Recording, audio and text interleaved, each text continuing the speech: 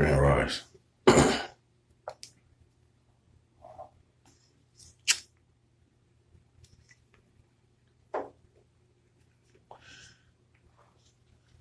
Today's math. Today's math is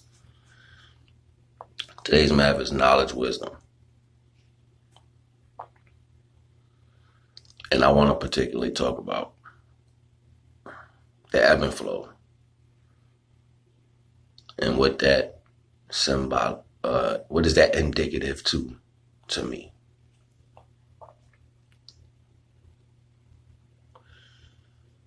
Today's math is knowledge, wisdom.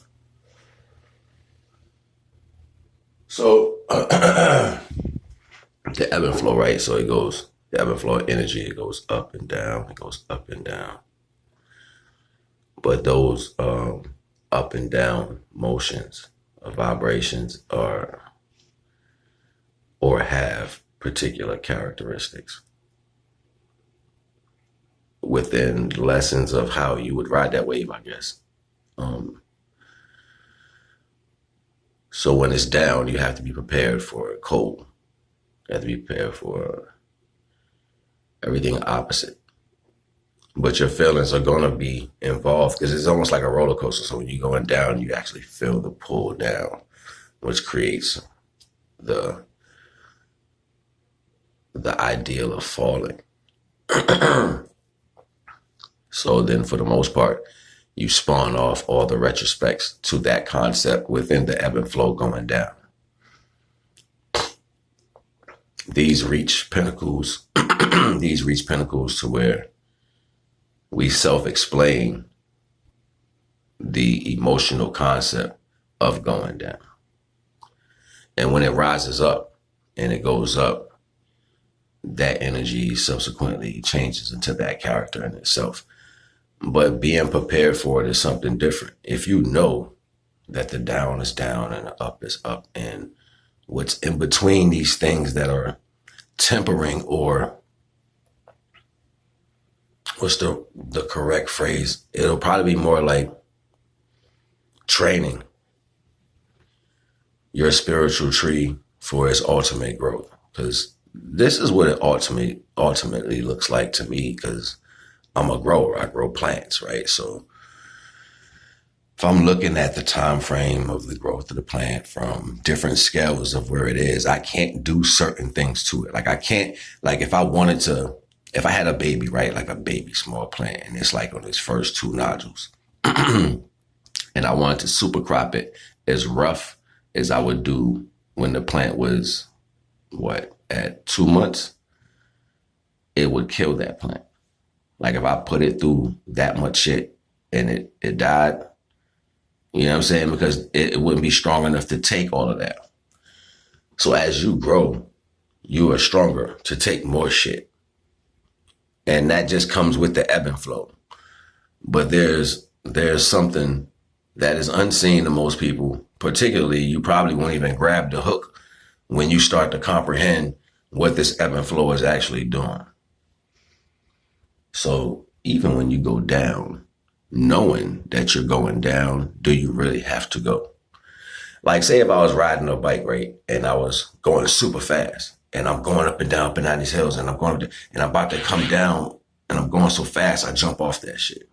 And instead of me going down, I cruise over to the other top of the part of the hill. Think about it. You know what I'm saying? And that's just being prepared for it. Same as going up. You can go even higher if you let it launch you. We're going to build some more on this. Give me an intermission. My space is going low. You already know the vibes. NAGA.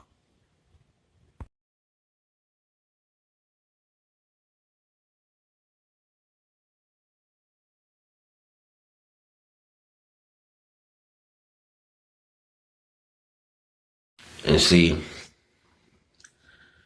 all those things are good. That's when you on the optimistic side of the ebb and flow. You know, the optimistic side of the ebb and flow will allow you to see imaginative possibilities. Well, there's a physical pessimistic side to it. And because when you are on the negative side of anything, you're basically letting your mind take over. Like, because your mind is going to create the reality of what you see, whether it's positive or negative. So when you're letting the downward slope of it seem as if it's taken from you or you're losing, you subsequently let all that energy compile onto you. And while these things are taking place, it becomes a physical dynamicism as it goes on. And you subsequently hurt yourself by not understanding the properties of what's taking place. And this is the ebb and flow of life. When you're going through the negative part, things are going to even seem 10 times worse. And you're going to be able to explain it that way. And you're not going to see it as this is you going deeper into how you see the outcome of what you're dealing with. That energy is so potent, it can cause other things to be involved in your energy. Just like if I was on a higher scale of riding the upper part of the ebb and flow, knowing that the down is there, but my imagination says I got enough speed because I've been riding so long to keep jumping the waves instead of riding them. That positive energy, that imagination will give somebody else the initiative to want to pick up speed while they're riding that ebb and flow. What happens to a wave when it's going up and down? Eventually it crashes the shore with pressure, right? Boom. So that means you're going to get to the point where you need to get to where the up and down is not going to constantly be in your life. And that's you understanding the levels of growth. You know, it's powerful because today's mathematics, and I started this off with it, is knowledge, wisdom. So use your knowledge and change it into wisdom. Understand that knowledge so that it will be wisdom as you ride the ebb and flow of life. You already know the vibes, man. It's NAGA. I ain't gonna even